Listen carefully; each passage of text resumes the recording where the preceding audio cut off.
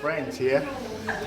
A lot of them. How are you? I'm glad you still. Hello, how are you? Good to see you again. Okay, sit down. It's a very special meeting today. Special in the sense that we have got three members of our community from different religions who are going to be talking to us about the birth customs in their religious faith. And the reason why we wanted to have this particular topic and get them to talk about these various customs is so that all of us try to understand one another. Even though we come from different religions, we want the Monash Interfaith Gathering to bring all the people of various faiths together in peace and harmony. And that is what our aim is, and that's the reason why we are covering this topic today.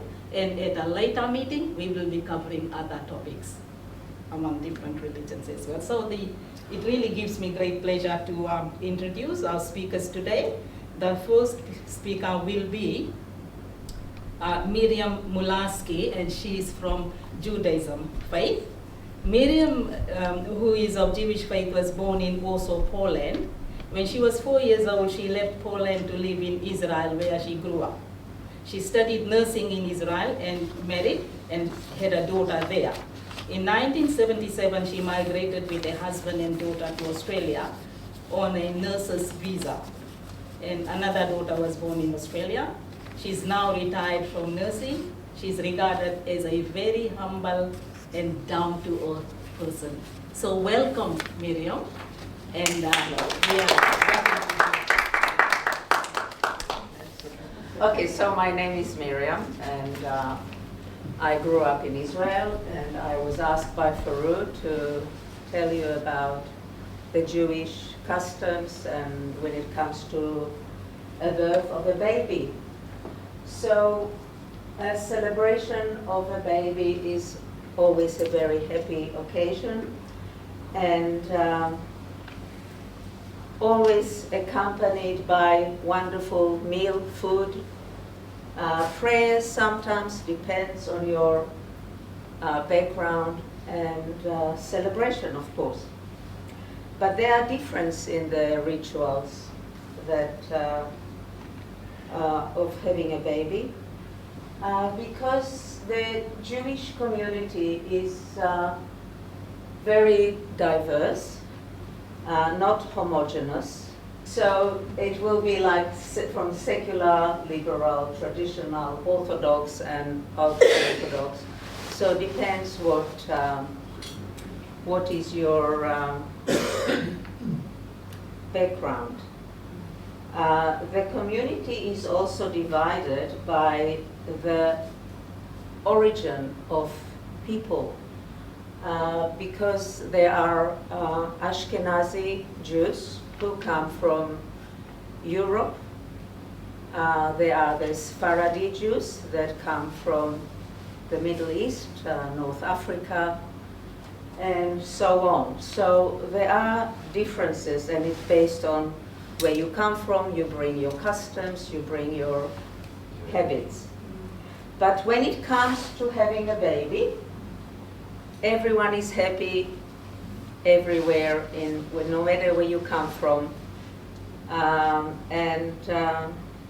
There is, however, difference in celebrating a baby, the birth of a male baby, a baby boy, and a girl. So a baby boy, normally, the rituals are dictated by religious commandments that are quite important to adhere to. With a female baby, of course, it's more tradition, customs of where your parents or grandparents originated from. A baby boy is Brit Milah, which is circumcision. It's in Hebrew, Brit Milah is the word Brit is actually bond, and the reason we circumcise baby boys, it's a symbol for a bond between God and his people. But it is mandated to have the foreskin of a baby removed on day 8 after birth.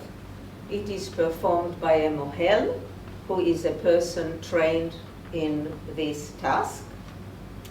And it is usually performed in the presence of 10 men, and that's a minyan. If anyone is very interested in what a minyan is, we can talk about it later, but it is a quorum of 10 men, and in most Jewish ceremonies we have a presence of a minyan, and it reflects the important idea in Jewish life that you should not be alone when you're very happy, and definitely not alone when you're very sad or mourning. Or so it symbolizes the fact that we should be together.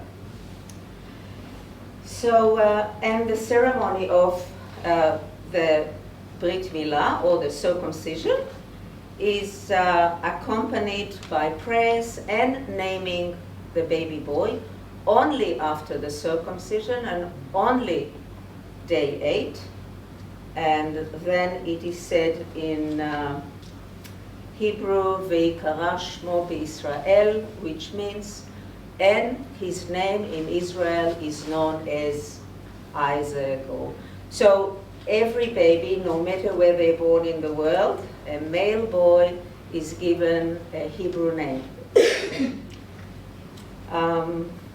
And the source of the circumcision is in the Bible, in the book of Genesis or Bereshit, where God commands Abraham to circumcise all newborn baby and to symbolize the eternal bond between God and people. That is a very important commandment, and it must be done on day 8, even if it falls on a Shabbat or Sabbath, or Yom Kippur, which is the Day of Atonement, which is the holiest day of the Jewish calendar. But it is very important to be done on day 8. Okay, the girl, Simchat Habat, or the Simchat Habat, which is the joy of welcoming a daughter. So that is just the father of the little girl, the baby girl, is called to the Torah on a day that is close to the birth of the daughter, and he names the child. The girl can be named any time. In fact, it's not like that with a boy. The boy must be named only after the circumcision. So that's quite special in a way. And then there is another ritual that is quite important, but we don't hear about it much unless it's in a close-knit communities. But I'm sure some of you, many of you, maybe heard of it. It's Pidyon Haben, Pidyon Haben, which is the redemption of the son. And that's actually mentioned in the book of Exodus, or Sefer Shmot, where God tells Moses to consecrate to him every firstborn in the memory that God spared their firstborn sons from the 10th plague that killed all human and animal firstborn. And that deals with the redemption of the Israelites from slavery in Egypt, as described in the book of Exodus. This ritual, can you see that the baby boy is placed on a silver tray?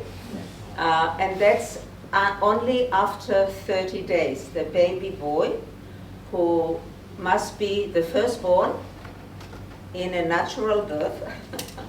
So there are conditions, and surrounded by jewelry, and is taken to the Kohen, who is the father, of course. The father is presenting the baby boy to the Kohen, who is a descendant of the priestly class that really doesn't exist as a priestly class anymore, not in Israel. And he redeems him by giving the Kohen, or the representative, 5 silver coins. In some communities, the Kohen is asking the father, what would you want? Do you want your son, or do you want the coins? And of course the father says, I want my son. And this is the redemption of the son ceremony. Now it has to be firstborn, it has to be natural birth. And so of course if a woman had perhaps a cesarean, that you don't need to do the redemption. So there are some things. Yeah, the other thing that I forgot to say, that in the Brit Milah, or the circumcision ceremony, there is also an important part for a sandak, who is the godfather, who's has the honor to hold the baby boy. And that's a great honor, of course, and he will protect that child, or there'll be a special bond between the godfather and that baby boy. And that is all, and I'm sorry about the slides.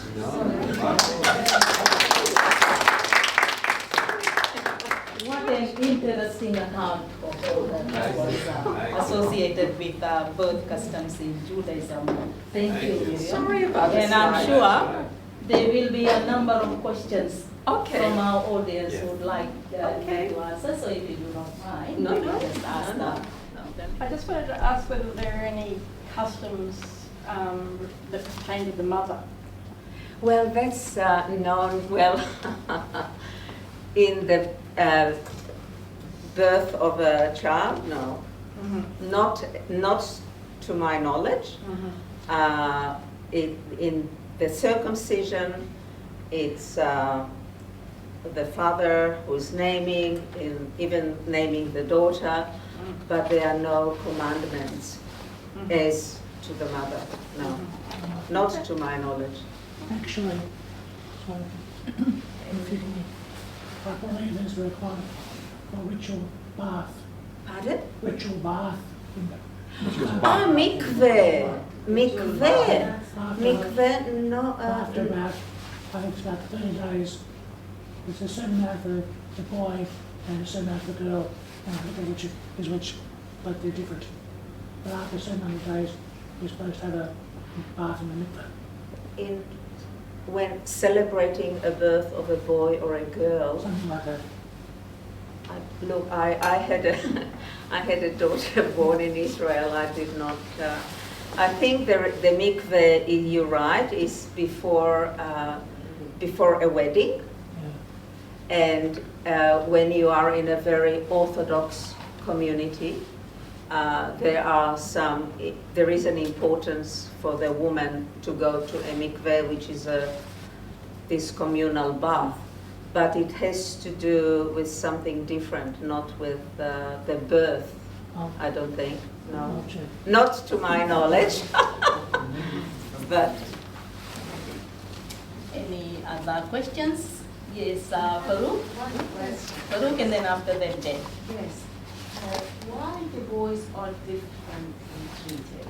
Why they treat the boys, the birth of the boys, so differently than the girls? What's the difference?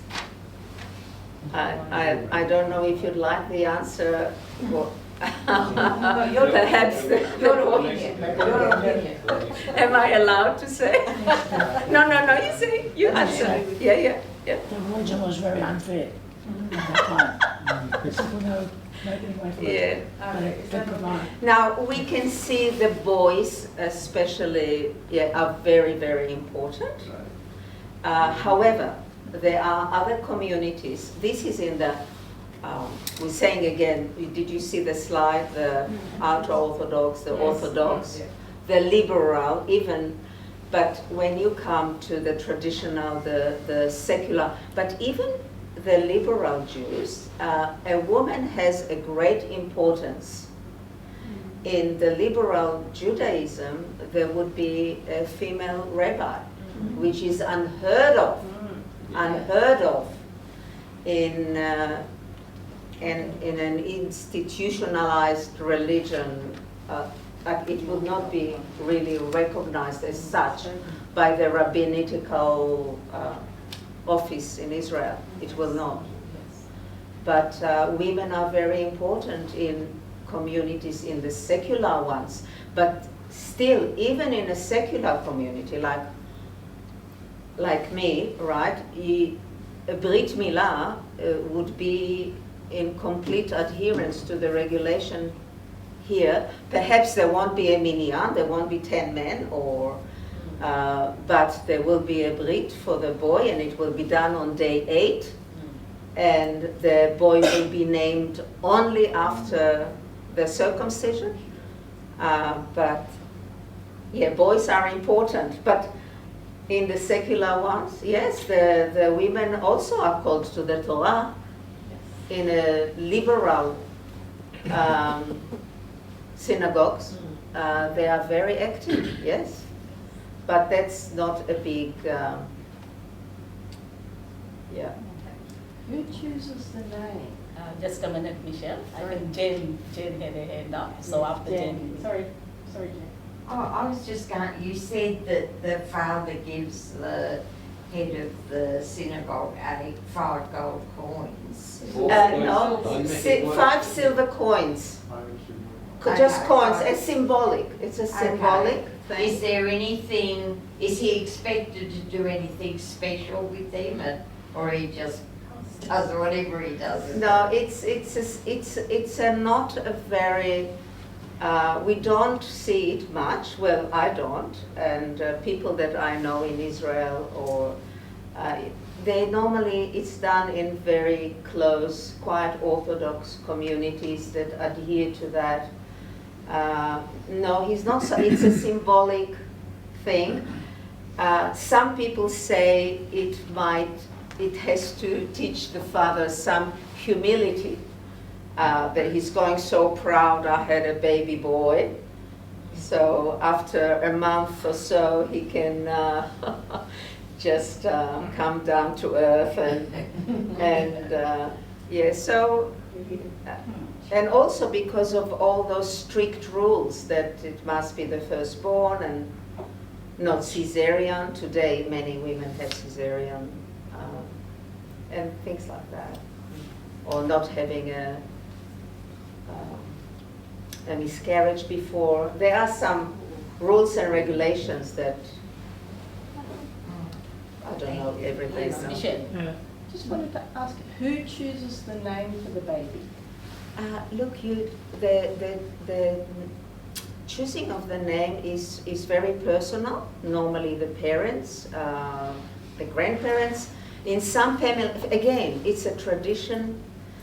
Sometimes it's important in some families that come from Europe to call the boy on the name of the grandparent. Like my husband had to grow up in Israel with a very difficult name to grow up with, but that's because his mother's father name was Zalman, so he's called Zalman.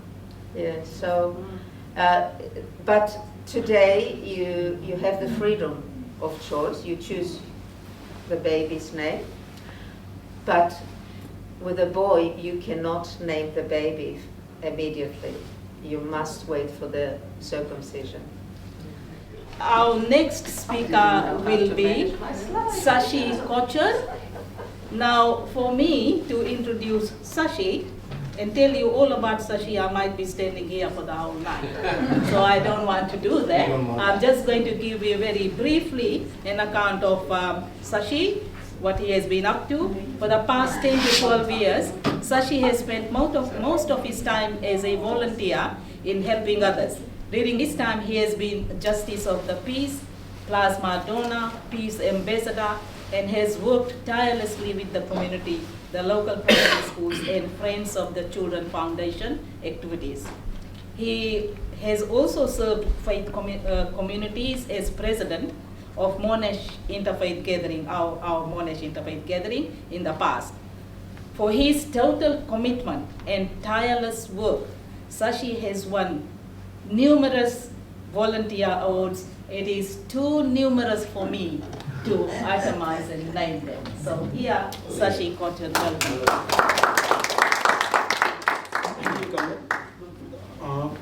Can you play that message, please?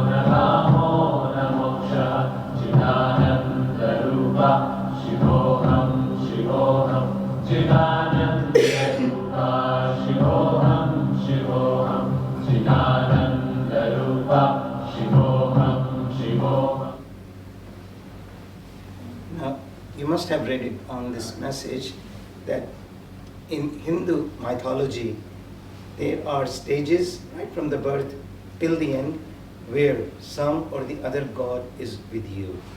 Now, we give so much of value to the lady's god, and that's what I'm just going to read. And that's also based on scientific reasons, that yes, ladies have got a special quality, a special treatment. So there are more than thousands of religions in the world, but the status which has been given to the woman in Hindu mythology stands out on its own. Right from the beginning, woman has been worshipped as Devi, power and force, because of her powers to create, reproduce and destroy life, which is the sole objective and purpose of life. The woman is celebrated as the most powerful and empowering force in Hindu Upanishads, Shastras and Puranas, particularly in Devi Upanishad, to show these values and status of woman in the society. To prove this is an ancient times, the kingdoms were named after the daughters. In the past, they never named the kingdoms after the sons. They always named the kingdoms after their daughters.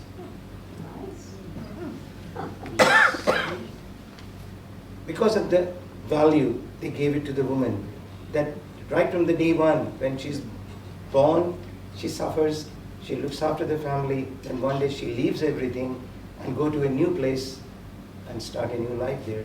So to acknowledge all that, that's what the parents have done in the past.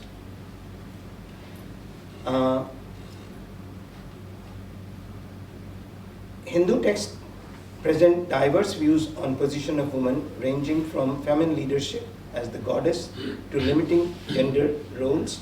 The Devi Sukta hymn of Rig Veda, a scripture of Hinduism, declares the feminine energy as the essence of universe, the one who creates all matters and consciousness, the external and infinite, the metaphysical and empirical reality, Brahman, around which the whole world is revolving. Birth of a new life is very sacred and auspicious time in the life cycle of woman or any other female species in this planet. The humans are on the planet for roughly more than 1 million years. And during this evolution time, all the new lives have come and gone in a similar manner. And nothing is permanent here on this planet. So we all came in the same way, doesn't matter which background we got, and we all disappear also in the same way from this. Now, the basic of Hindu mythology is that yes, everything is scientifically based and it has to be done in a proper manner. So like we all have created houses or some projects. So as your preparation is good, your end result will be good. So right from the beginning, the whole emphasis is on how those childs are raised, which we have lost in today's world, and we create a better society for tomorrow. Hindu way of living was based on facts, research, and practical reasons. In the previous few centuries, when invaders came to this land, they destroyed the land's history, social structure, education system, and faith values, which forced the following generations to follow this so-named Hindu religion. It was never Hindu religion. It was a Hindu way of living, where how to live in the society. And that's where the people valued those. But in the new things when it started, everything was changed. In recent times, the divided Hindus have made them more self-centered, fearful, superstitious, and believer of man-made invented powers.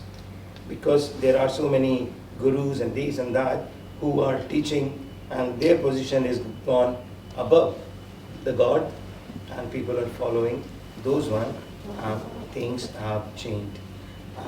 Can we have those 7 steps, please? But before that, there is a ceremony in which there is a how to clean the womb.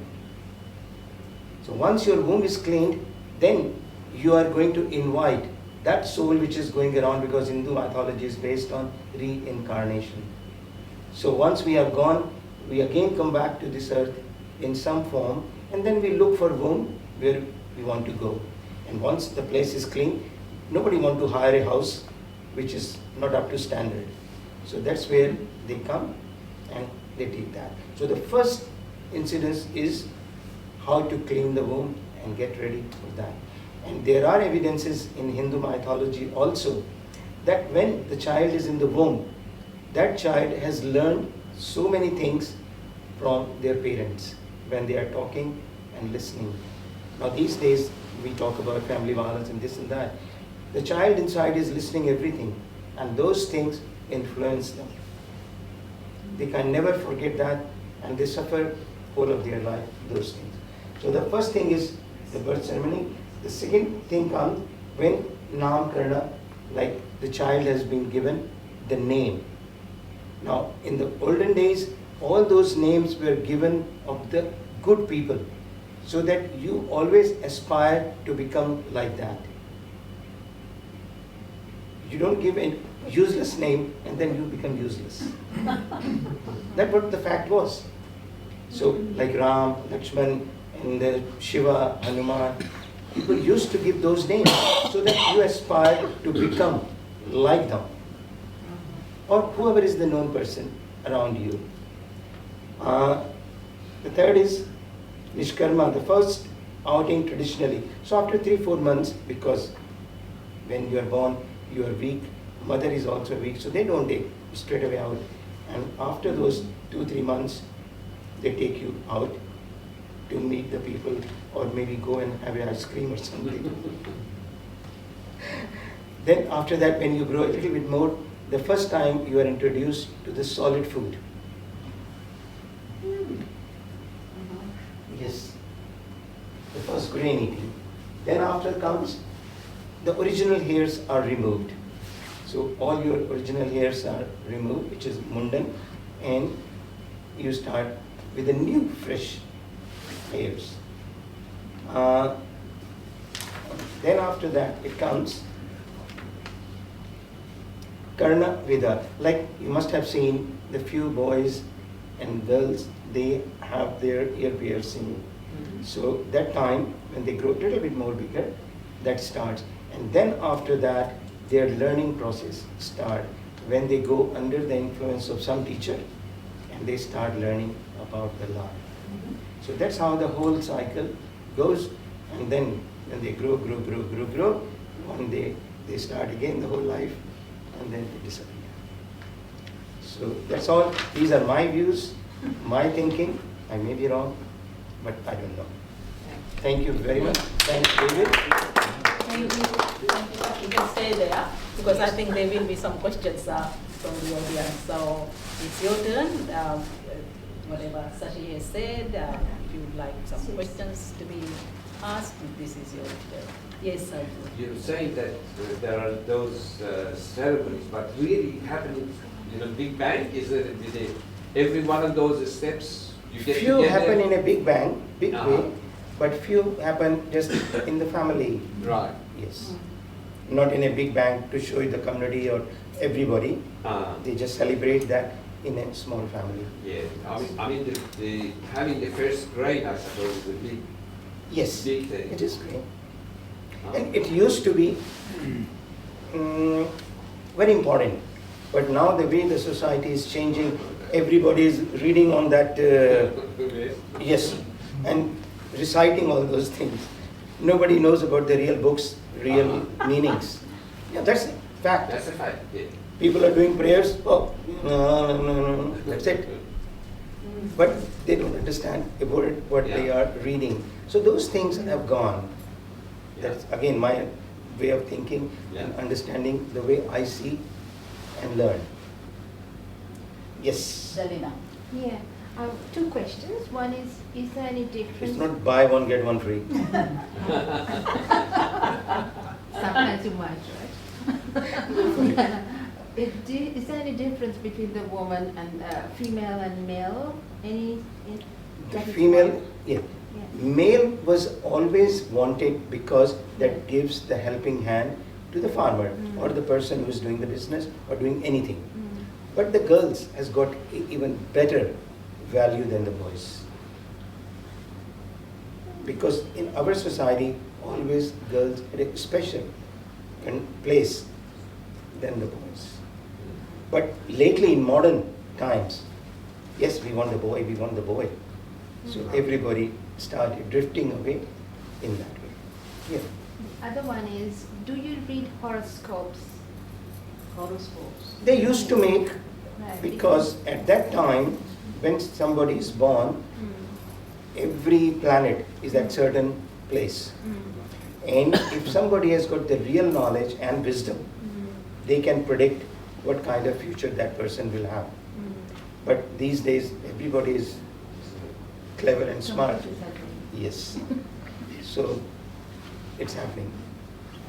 And the person who have got a little bit of knowledge even, and somebody promotes them and their marketing is good. Yes. Thank you. Yes. Yes. Angaya. Sashi, just for my interest, I suppose with your knowledge, steps 1 and 4 particularly, is there some time frame in which a name ceremony should take place and also the shaving of the hair? See, what does I give you the culture say? practicalities reasons now. These days, if the boy is born at Monash Children's Hospital or girls is born, straight away within 2 days they have to give a name. Because that has to be registered, that has to be changed. Those days, yes, things were different, but now the things are changing and it takes time. So within the next 2-3 days, they give a name, they consult their elders or they consult their friends or whoever, and they go through the books also, which name they like, oh, give this name. And even these days, before the child is born, they put the list of 50 names. That I'm going to give this name, this name, this name. So these are the practical things which are coming in the society and the way society is evolving. Thank you. you. I got a question, last one. Easy one. If, it'll be easy, but if you can answer, you can answer, Sashi, you cannot answer, that's fine.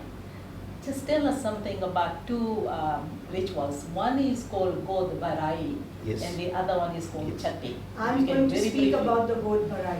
Yes. You better speak about That it. is- I brought stuff to show. Yes. So I've anticipated your question. Something that you don't. Maybe I can say I it so tell you you, I don't tell you do it. exactly what it is. All right. That is the part of womb cleaning. When Oh. the lady becomes pregnant, so after maybe 5 or 6 months, like baby shower, Yeah. Yeah.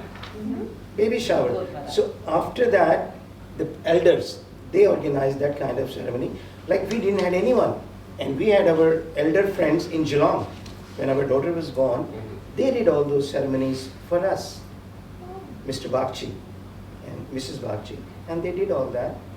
And they gave us that kind of feeling that no, you're not alone here in this land.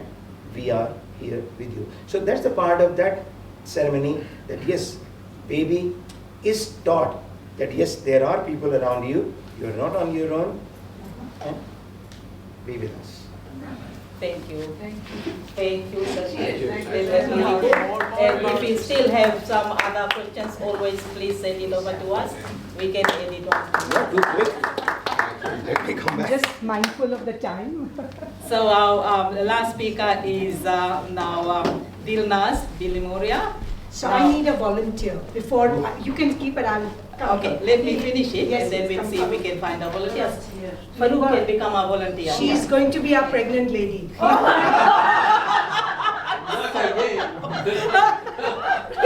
I don't have such good. You keep talking, but I just said Dilnaz is from India and belongs to the Zoroastrian faith. Okay. She is a trusted cultural and faith leader who volunteers widely across Melbourne on health, interfaith education, and engagement across culturally and linguistically diverse communities. She is often the hardly reached voice on boards and committees of management of many organizations. 2 words to describe Dilnaz is community connector. Oh, So thank here's you. Dilnaz. Thank you very much.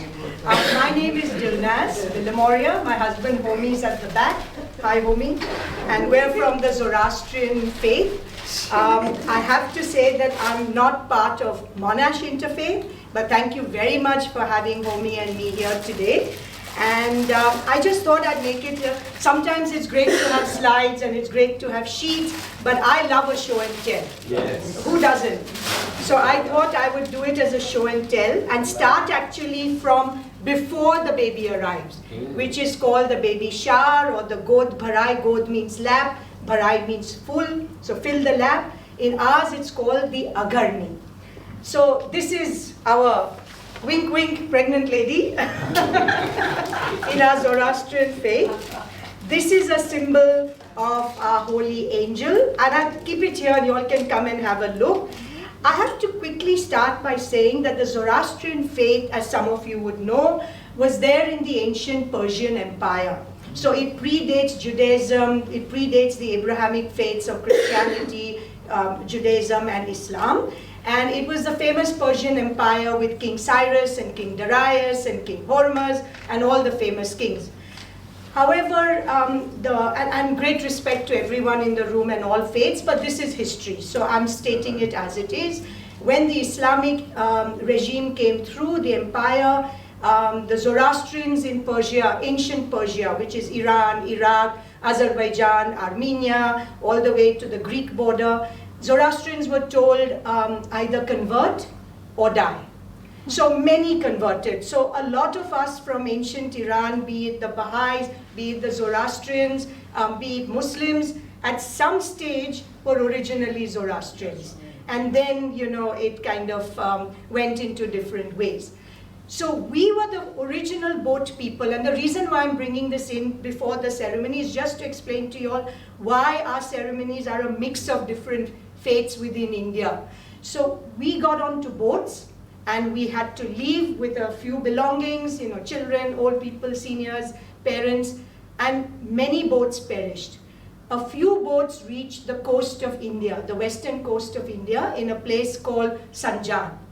So the king, the Hindu king, was amazing. He said, please come here, take shelter. You know, the sails of the boats were repaired, food was given, people's injuries were healed, and it was amazing.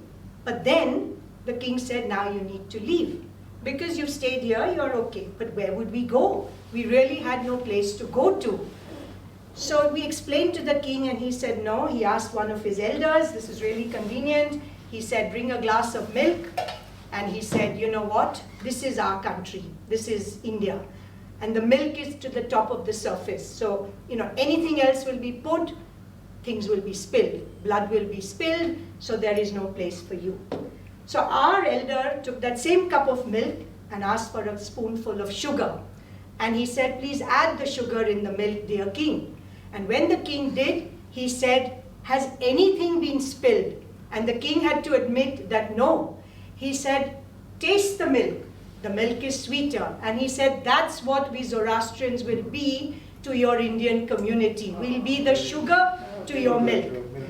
Stir it in, make it sweeter, not a drop of blood spilled. And I must say that for 1400 years that the Zoroastrians have been in India, we haven't spilled a drop of blood. We have worked, lived, coexisted, employed, studied, grown old together with all the different faiths, and India is very diverse, without ever spilling a drop of blood. And we promised the king that we would bring good things to this country, which we also did. So I just wanted to give you that very quick lesson of the spoonful of milk, spoonful of sugar and milk, just so that you know that our customs are not originally now as Zoroastrian as perhaps it was in ancient Persia. Because we lived in India with Hindus and others, many of our customs are now an adaptation. So sometimes somebody might come forward and say that, but this isn't, so I just thought I'd explain. So with the pregnant woman, around usually the 7th month of pregnancy, we have our Agarni ceremony. And normally for our religious ceremonies, we cover our hair. So which is why her hair is covered, my hair is covered. This is called a sais. So this is silver. Sorry, I keep mine all covered in plastic so it doesn't tarnish. So apologies for that. So there's a little, in this we used to keep rose water, and we would sprinkle it on all the guests and the person whose ceremony was being done. In this cone is a symbol of fertility, as the cone. And in this cone we would normally keep big blocks of sugar, which we used to call batasa, so like big blocks of sugar, and you know, we would shake it and the sound of that would come through. And in this little, it's like a little dish with a little marker, we would keep what we call as kumku, which is red powder that many of the Indian women you might see put on their hair. Now this is a part of the Hindu customs that we've taken on board. So any good day or any good occasion, Agarni or birthday or anniversary or anything, we normally put the sugar, we put the sugar, so something sweet, rose water. This is kumku, so we make it in a paste of water and we put it in this. And then we have rice, which is a symbol of, again, you know, prosperity, having a full stomach and things like that. So we have rice, we have kumku, then we put anything sweet, so I just thought we can later on have the chocolate. so we have the, we have to be practical as we go along. I know, I should have brought laddus, which are the red sweets. We've had a long, shocking day. I'm just glad that we are here finally. So this is it. And then for us as Zoroastrians, the fire is very holy. The fire is so holy that when we pass away, we cannot be cremated back in India, because you don't put the dead body into the flames. However, in many parts, and that's another subject altogether, what happens when people pass. But whenever we have good ceremonies going on, and sad, we always have a little fire. So this is a symbol, and later on you can see it here. It's like a metal container in which we put sandalwood and we put wood, and we have a holy fire while this is going on. And then in this is usually the gifts that we give to the mother-to-be. So it could be jewelry, it could be clothes, etc. Our sais always has flowers around it because our faith was very sustainable. From the beginning, we believed in greenery. So she would be having flowers. We would be putting, sorry for my fake garlands, but they're very useful for show and tell. And finally, we always have a coconut. So this is a list. So coconut is also a symbol of not just fertility and prosperity, but utility. Every part of the coconut is used. So it's something which is very useful. So we have the coconut. So happy for 5 women to come up here. Come on, so we can show them how we look. Anybody, come on, the first row. Come on, Jan. You can take your notes. Yes, Michelle, come, whoever. 5, 7, all the women, please. So we stand. Please, madam. So we normally go with 3, 5, 7, 3, 5, 7, 9, whatever. We include all the women who would have had children or maybe married, but now I think we're progressing. The sister of the girl, you know, who's pregnant, she may not have had a child, she may not be married, but we don't want to leave her out. So now we include everybody in the thing. So we make the person sit here, we give her the coconut. Thank you. We put, I'm not going to do it, but we would put that red dot on her with paper. We would, I won't spoil your church carpet, don't worry, David. But we would take rice in our hands and we would sprinkle it around as a sign of fertility, a sign of prosperity. We would also take a little bit of rice and put it on her forehead, on that red paste spot that we have. So this rice actually sticks to it, yes. And then all of us would get together and go around giving her gifts. So very similar to a baby shower. But what we do is we actually say, may good fortune be yours, may the baby be healthy. So any good wishes that come to you. So somebody will say, may, you know, if we know it's a daughter, may she be beautiful, boy handsome, clever, a good child, a good human being, a good Zoroastrian, a good Australian. I've been amazed at what some of the good wishes come up to be. Somebody said a good footballer. I said, okay, that's a new one. And then what we also have is, so this is my, again, little fake fish, but we do have fish in gold with a little red ruby for an eye. And usually the fish, as in many Chinese communities, you know, again, it's a sign of prosperity. If there's carp in your water, as we saw in China, there will be food on your plate. So similarly, we have a fish. So we put a little fish sign here. The Hinduism part of it, so we usually have Lakshmi Ji, or Lakshmi Ji is the goddess of wealth. And she's an overarching positive goddess, if I may put it. So we normally have that. And then we have, so I have a couple of Lakshmi Ji's, people give it to me, so I promptly put it here. And then this is our symbol, which is the Ashok Farohar, which is the holy angel, who looks after the unborn baby, looks after the mother, and helps for a smooth pregnancy and a successful birth. So this is how we would look if we were doing an Agarni ceremony in a Zoroastrian outfit, in a Zoroastrian home. All of us would be in colorful clothes, hair would be covered, and we would be singing, and you know, sometimes people spontaneously start dancing in front of us. Keep singing. So this is, you all can go back to your seats.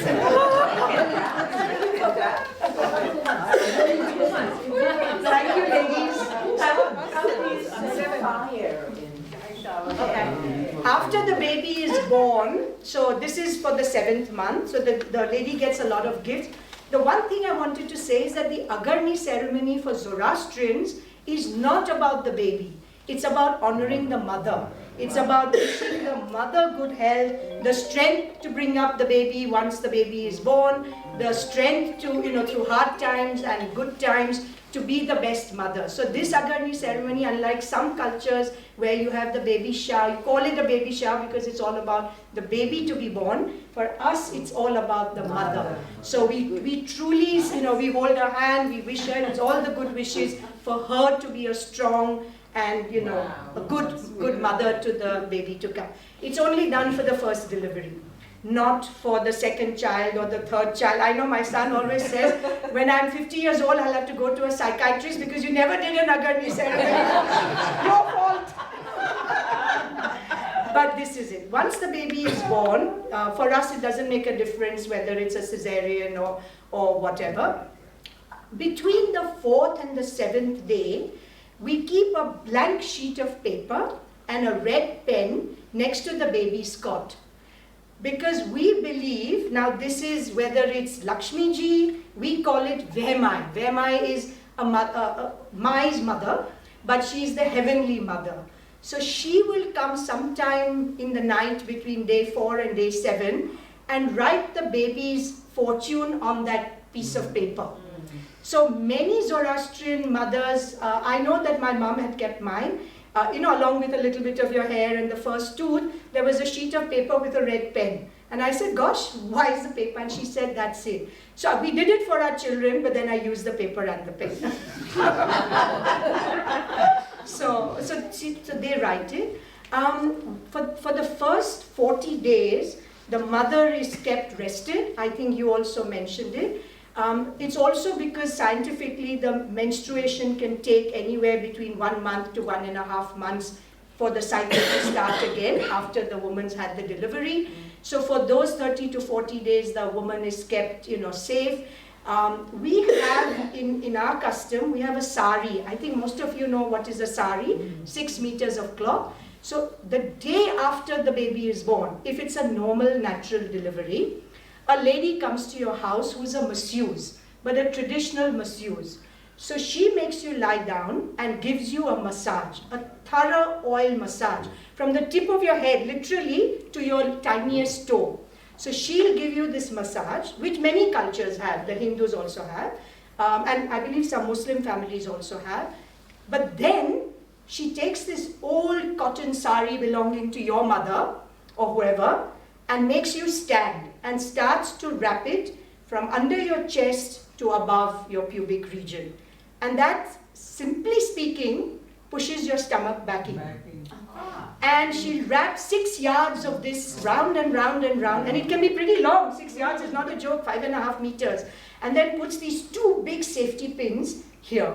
And for 24 hours, you have to keep that on till she comes the next morning and removes it, gives you a massage, go for your bath. And they are so clever, these women. They are ordinary ladies, no formal education. They know if you mucked around with that pin. Oh. And a couple of times she said, you've opened this up. And I said, no, not really. Didn't want to look her in the eye. She said, I know you've opened it up. It's not going to help you to get your stomach back in. So they know. And it really does help. There's a science to it, the way they do the massage. I'm mindful of time. The final thing is that we also have similar ceremonies to what Shashi said. So we do have a hair removal, but that's actually quite early on. It's not later.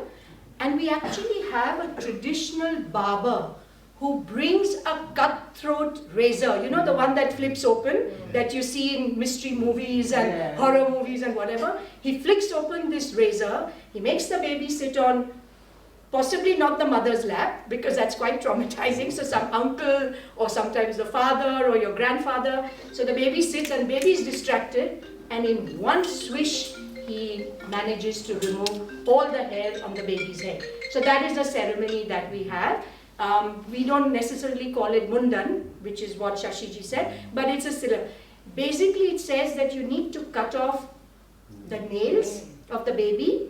In our community, often when we don't want to use a scissor, and even an infant scissor, the mother is given advice to bite each nail off. I think that's more successful than the scissor, because I do remember I had to put a tiny band-aid on my daughter's finger using the scissor, and then I thought, you know what, I'll bite it off with that. So we remove the nails, we remove the hair, because this is supposed to come from birth, which is not as pure. But I really don't know the science of it. This is a tradition that we do. Also, after the baby is born, or even prior, we don't know whether it's going to be a girl or boy. Those days we didn't. But we do follow a zodiac sign.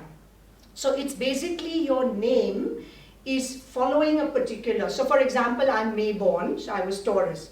However, in the Rashi, so the Rashi, R-A-S-H-I, is the zodiac configuration. There are phonetic sounds attached to it. So for example, when I was born, at that time, it was D, Ch, and Z. So I could have been named Zareen, for Z in my language. I could have been named I was trying to figure out not too many names with ch, but I got the d. My mom decided, dad decided d. So d turned out to be Dilnaz.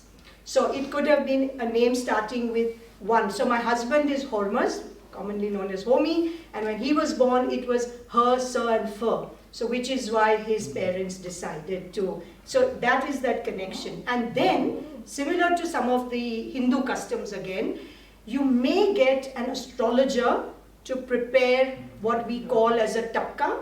So when you were born, it says that, you know, this will be this, and this will be that, and this will be good, and this will be bad. A lot of people don't do it because they feel that, you know, your fortune is in your hands and you seize the opportunity, but some do. So my mom said it was done for me, but conveniently we never found it. So we didn't have to worry about what it said. We just move on and you govern your life. So these are some of our customs and ceremonies in the Zoroastrian faith, and I just thought that this, and then of course we do give what she said. So it's a laddu. Laddu is that orange soft balls which you would have sometimes eaten in an Indian this thing. So what we actually do is, in the old days, we took all that laddu and mashed it up and put it into this and compressed it properly. And when you remove it, you would have these cone-shaped laddus, which you would then give as a gift to other women. So may her good wishes from her good pregnancy come to Miriam, come to Jan, come to you, come to others. So this is the traditional sweet. We call it larva, not laddu, and this is what we give.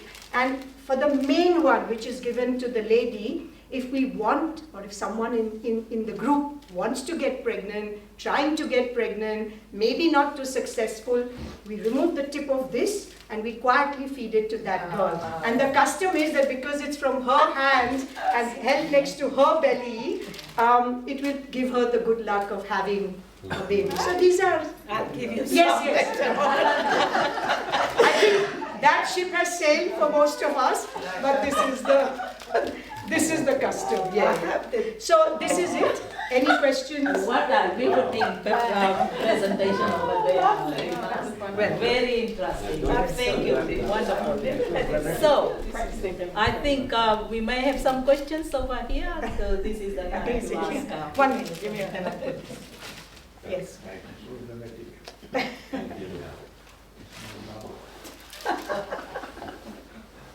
Thank you very much. Just can I ask one question, yes, sir, please? Of course. Very interesting. Very interesting. But just one thing you probably be able to explain. What's the significance of having an odd number of ladies? Good question. It's odd numbers are across not just this ceremony or the ladies.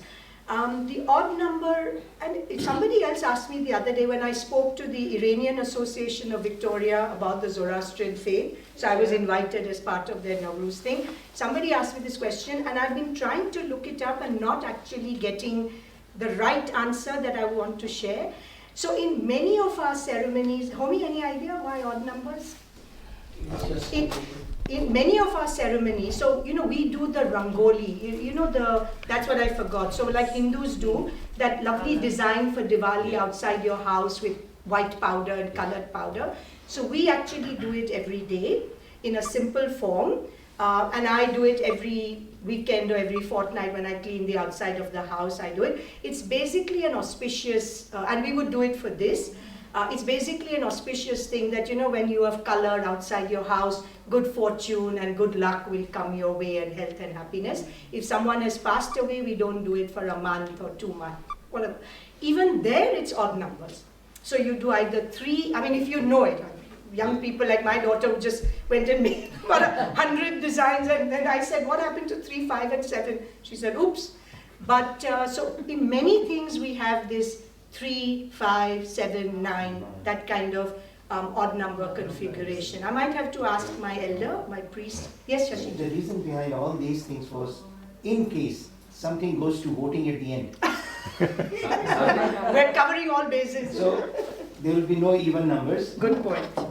There will be deciding vote. Yeah. So this is how it from where it looks. started. Yeah. I think that's it. We don't have any other questions. Yes, I have over-explained. Thank you. Actually, there are quite a number of things that you have mentioned, Dilnas, that I think there are similarities with to the Hindu faith, yes. And some actually even have come across from my friends from the mosque, because certain things that I say, like the ceremony on the 7th month, apparently they also believe it's for the mother, not so much for the child. Yeah.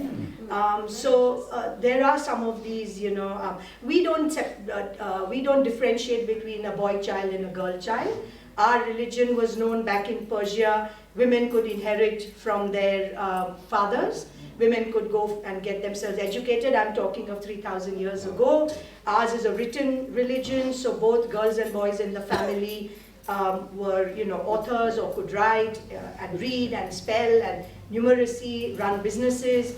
Zarathustra, Zoroastrian, our own prophet, his wife was a small businesswoman who used to run a small business. So we don't differentiate between boys and girls. I think perhaps the girls in our faith are even more, you know, forward thinking, which is why we don't get married that quickly or don't get married at all, which is why our fertility in our community has dropped considerably. We're sadly a shrinking race, only about 65,000 worldwide. Wow. Yeah, so, and if you don't marry or you marry late, then you know, you may have one child, you may have no children, so that whole cycle comes back scientifically to impact the community and... that will be a sad thing. But imagine not having me around. But that's the thing I'm going to say, we need to preserve you. Absolutely. Homie, conserve me. Well, thank you, Dilnas, and I hand it over to Farooq now. Thank you. Thank you